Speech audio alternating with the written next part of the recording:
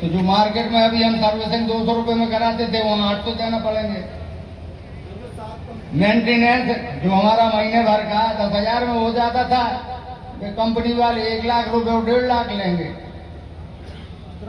जलती उसका परिवार, लेकिन उससे जुड़े हुए 10-10, 20-20 परिवार हैं, उनकी रोटी चलती है। तो शासन को सोचना चाहिए कि हमें मजबूर होकर ऐसा कदम न उठाना पड़े कि अनिश्चितकालीन हड़ताल पर जाना पड़े।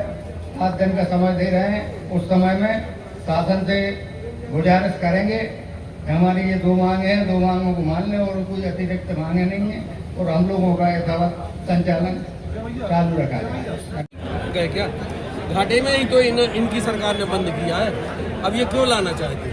आप उनसे क्वेश्चन करिए, हमसे पूछ रहे हैं कि उनसे क्वेश्चन करिए ना, उन्होंने क्यों बंद किया? अभी भी इनकी देनदारियां हाई कोर्ट में लंबित है। जैसे कि सागर का जो बस स्टैंड है, राज्य परिवहन बस स्टैंड ही कहा था दादाजी को, उस समय तो उनकी बसें थी सरकार की, इस बार आपकी ले रहे हैं। अब क्यों बंद करना पड़ी, वही तो मैं पूछ रहा हूँ। पर उनसे पूछिए क्यों बंद करना पड़ी, अब क्यों चालू करना चाहते है? क्या ये जो उन्होंने ये अभी पिछले हफ्ते टैक्स बढ़ा दिया गया है, अस्थायी परमिटों का 12 से 18% कर दिया है, उस पत्र को वापस लिया जाए। और दूसरी बात मांग ये है कि जो नई परिवहन नीति के अंतर्गत 24/12/25 को उन्होंने जो प्रकाशन किया था कि मोटरयान अधिनियम में संशोधन करके और हम राष्ट्रीयकरण करेंगे और प्राइवेट बस ऑपरेटरों को फील्ड से बाहर कर देंगे, उनको किराएदार बनाए देंगे। तो 24/12 का जो राजपत्र है उसे निरस्त किया जाए और उसके पूर्व में जो किराया बढ़ाया गया था, टैक्स बढ़ाया गया था, उसको वापस लिया जाए।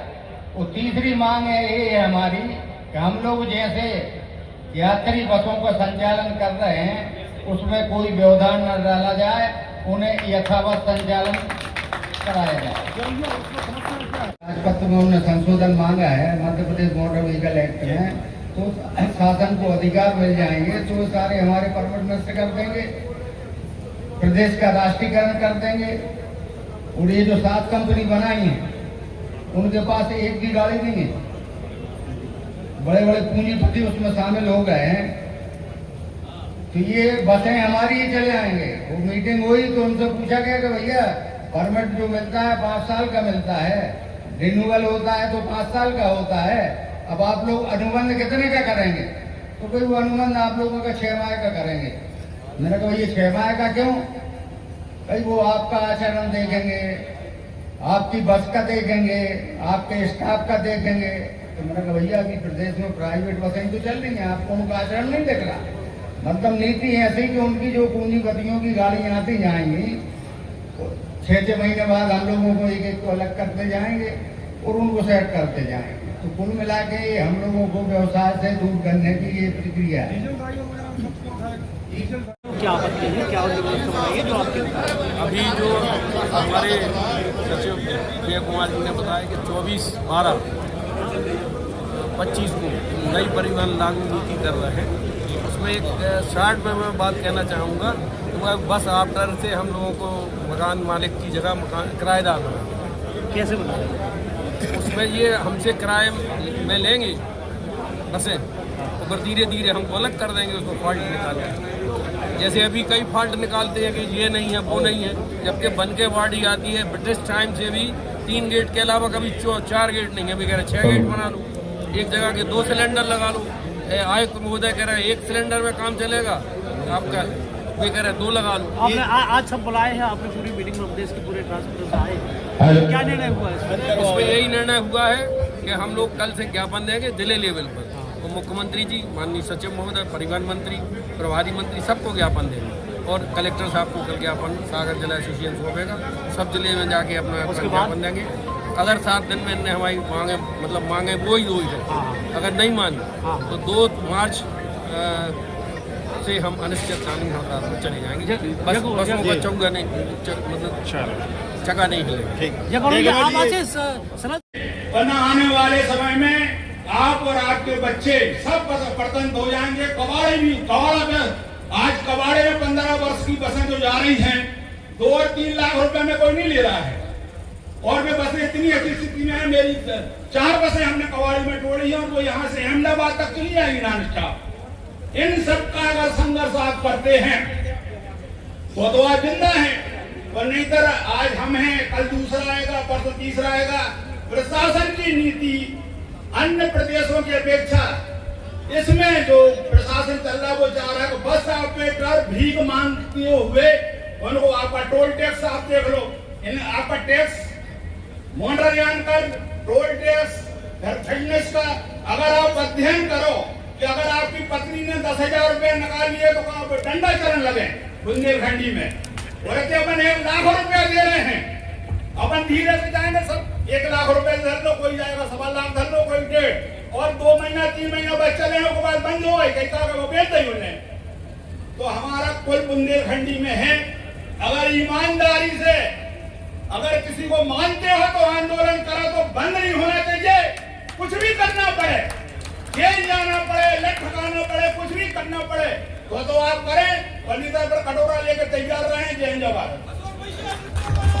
तो उनको अधिकार मिल जाएंगे कि वे सारे हमारे परमिट नष्ट कर देंगे, और उसकी जगह उनने जो 7 कंपनियां बनाई हैं, उन 7 कंपनी वाले वे बिना गाड़ी घोड़ा होने के बाद उनके नाम पर सारे परमिट ग्रांट हो जाएंगे। ऊपर हम लोगों से कहेंगे कि भाई 4 रुपए किलोमीटर, 5 रुपए किलोमीटर में आप लोग अनुबंध कर लें, वो चलाएं गाड़ी। तो प्रश्न ये है कि हम लोग कौन सी सुविधाएं नहीं दे रहे हैं आज यात्रियों को, और मुख्यमंत्री जी कहते हैं कि बेहतर परिवहन सेवा से देंगे। तो प्राइवेट बस ऑपरेटर बेहतर परिवहन सेवा दे रहे हैं, वो अगर चाहते हैं कि और इसमें परिवर्तन हो जाए, कोई कमी हो, तो उसको हम लोग तैयार हैं। और इधर कहते हैं कि सस्ते किराए में, आज 1 रुपए 25 पैसे किलोमीटर किराया है। अब उनकी स्कीम में है 1.25 का 1 रुपए 75 पैसे किलोमीटर किराया लाया जाएगा। ऑनलाइन बुकिंग हो गई, रेड बस वाले जो ऑनलाइन बुकिंग करेंगे 18.5% उनको कमीशन देंगे, और 1 रुपए 75 पैसे करके ये जो कंपनी है बनाई है ना, वो कहते खर्चे को उसमें से 10% हमें देना पड़ेगा, और 4 रुपए 3 रुपए 5 रुपए किलोमीटर जो भी है वो संचालन पे है वो लेंगे।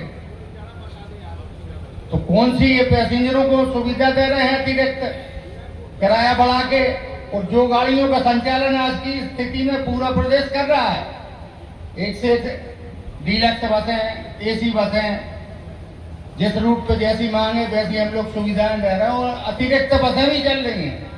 क्या है कि प्राइवेट बस ऑपरेटर से बाहर किस जगह मुख्यमंत्री आदेश करते हैं कि मुख्यमंत्री सुगम परिवहन सेवा का हम प्रारंभ कर रहे हैं, जिसको मध्य प्रदेश परिवहन निगम बोल रहे हैं फिर से चालू करने का। फिर से चालू करने का, ना उनके पास गाड़ी है ना घोड़ा है, कहाँ से लाएंगे आप लोगों से? अब उन्होंने नई नीति बना ली है, क्योंकि गाड़ी घोड़ा ला नहीं पा रहे हैं वो, तो ये 24/12 में संशोधन कर रहे हैं नियम में, फिर उनको शासन को अधिकार क्या नियम में संशोधन किया है आपने? मोटरयान अधिनियम में संशोधन करना चाह रहे जो हम हैं लोगों को है सब वो खत्म कि उनको अधिकार मिल जाए कि प्राइवेट बस ऑपरेटरों के सारे परमिट रद्द कर दिए जाएं, और ये जो कंपनियां बनी हैं उनको परमिट मिलने लगे। आपकी बसों का परमिट उनको मिलेगा? नहीं, वो सिर्फ कंपनी के नाम पे परमिट कराएंगे, बसें आपकी रहेंगी? बसें लोगों की रहेंगी 6 महीना, और जब फिर उसके बाद फिर वो उनको वो अटैचमेंट करेंगे, गाड़ी ना घोड़ा। आप लोग कहाँ लास्ट में जा रहे हैं ये बताइए? लास्ट में ये जा रहे हैं ना कि अभी हम कौन सी सुविधाएं नहीं दे रहे पब्लिक को। तुम अनुबंध करके चलाओगे, उन्होंने कहा 6 महीने का अनुबंध करेंगे, उसके लिए 4 रुपए किलोमीटर या 5 रुपए किलोमीटर या 6 जो निर्धारित होगा वो अनुबंध का चार्ज उनको देना पड़ेगा प्रतिदिन संचालित दूरी का। उसमें घाटे में है आप? वो इनको बोलो। दूसरा मेंटेनेंस है, कंपनियों को उसमें कराएंगे, 2000 रुपये में हम करा लेते वो 1 लाख रुपए लगेगा, 50,000 लगेगा, और अभी किराया 1 रुपए 25 पैसे किलोमीटर है, आपको कहना में 1.75 करेंगे। ये 7 कंपनियां बनाई हैं आपने बताया, ये किसकी हैं और क्यों बनाने की जरूरत ये है? सेमी प्राइवेट कंपनी है शासन के अंडर में। तो आज ना तो यात्रियों का तुम्हें हित दिख रहा है कि 1.25 का 1.75 लें, ऑनलाइन बुकिंग कराएंगे तो 18.5% जो रेट कंपनी है उसको देंगे। मतलब पब्लिक का यहाँ कहाँ फायदा है? हड़ताल पर कब जा रहे हैं आप? पत्रकार बंधुओं में एक बात और कहना चाहूँगा